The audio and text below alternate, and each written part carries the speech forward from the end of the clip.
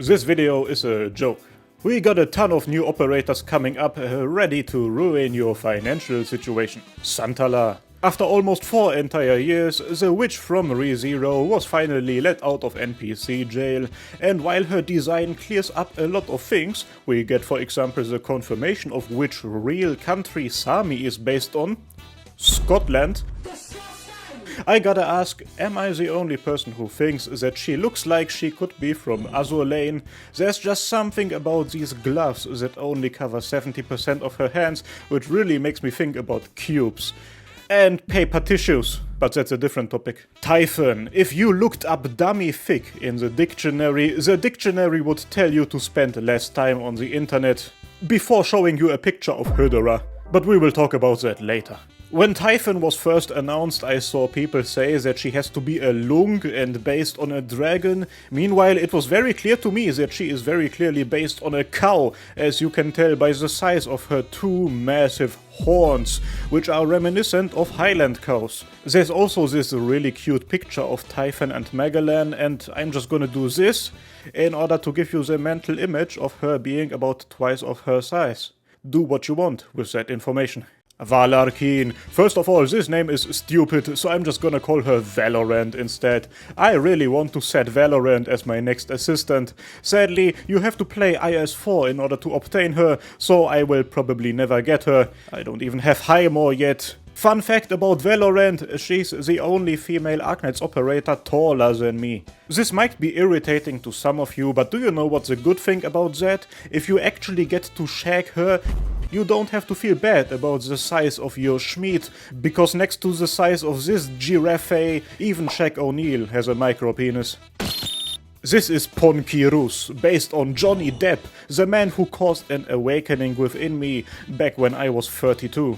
This is Briofita, and he eats a hot dog the traditional way while holding deep eye contact with you.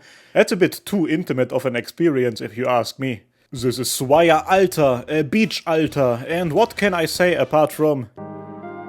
Are you serious, my brother? Seriously, I like Swire a lot as a character, so I'm down for an altar of hers, but bloody hell, this is hard. And by this is hard, I mean it's hard for me not to lick my screen every couple of seconds. I hope that she's gonna get a skin just like Chen Alter, so that I can use her without feeling like an actual gacha gamer. That being said, hold on, let me do my dailies real quick.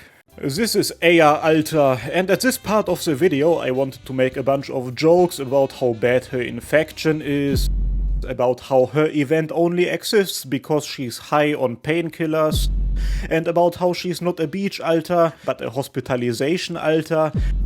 But that would not be nice. So let's talk about her mother instead. This is Eya's mother. Oh, subscribe to the channel for more wholesome content. Cold Shot. I really don't understand that name, because the shots that she makes me fire are definitely not cold. Girl looks like Camilla from Fire Emblem if she became a Starbucks barista, serving that good Originium spiced latte, and her E2 is her getting into a firefight at the liquor alley of the local Walmart. That is pretty cool, I think. Here is Almond Gold. Almond is a dog, and dogs in general are definitely among the types of mammals I like, but Almond is based on a Chihuahua. Now, there's 3 groups of people who I hate. League of Legends players, Logan Paul, and people who say that Chihuahuas are dogs. Because biologically speaking, Chihuahuas are way more similar to rats than to dogs. I'm being serious, look it up. I would even say that calling a Chihuahua a dog is like calling a pigeon a bird. Technically true, but absolutely incorrect. Jessica has gotten an altar. Now, has Jessica matured and finally gotten a bit more confident? No, she's still crying, but at least now she's crying with an anti-material rifle in her hand. And listen, I think it's okay to cry if you know how to handle military-grade weaponry. Speaking of which, I may be from Europe, but I still do know that that is not how you are supposed to hold an assault rifle. Also, notice how during a situation of stress she went back to using her old gun for the sake of comfort? Never change, sad cat, never change. This is Verdant, and it seems like he is carrying a dried piece of shit around. Shit has really hit the man. But let's not make too much fun of him, because for some reason he has a shotgun and a twin brother that is way bigger than him. Belle Delphine. Is this what Victorian nobility looks like nowadays? No wonder their capital was taken over during a tea break. Now she comes with a pretty cool sword revolver, which is very Arknights. But the best thing about Belle Delphine definitely is her mother. It's just one of those cases where you have to zoom in to get the best part of the artwork, just like the W skin or Chen Alter. Man, I so want this duck. What do you mean by that? Unrelated to any of this though, we got a really cute cat thingy going on here, and that's a true highlight of this E2 art for me. Honestly, if Arknights is gonna give me cute animals from now on, I can finally delete Instagram.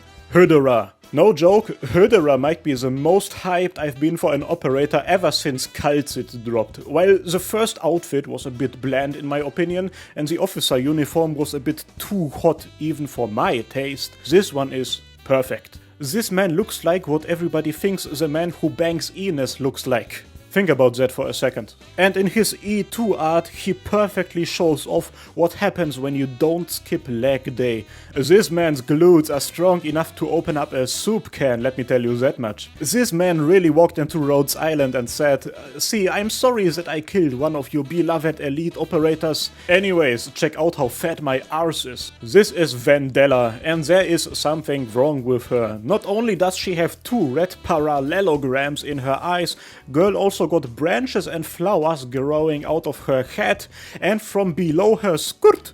Based on this, we can conclude this PNG has been taken over by a parasitic mushroom. The Last of Us 3 confirmed. You need to be careful now, girl might be a medic, but make sure to not let this parasite-controlled zombie give you any treatment. It is gonna put its seeds inside of you. Okay, we might have to reconsider our strategy. You know how Skadi fans are down to be turned into a Seaborn by her? Yeah, Vendella fans want to be turned into a sapling.